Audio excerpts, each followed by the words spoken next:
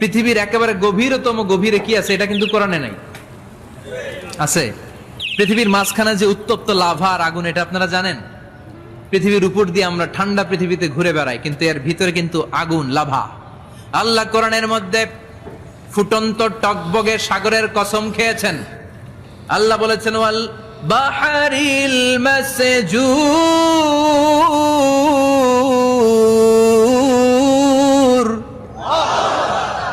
আমি কোরআনের ভেতরে ফুটন্ত টকবগে সাগরের পানির কসম খেলাম। পড়েন সুবহানাল্লাহ।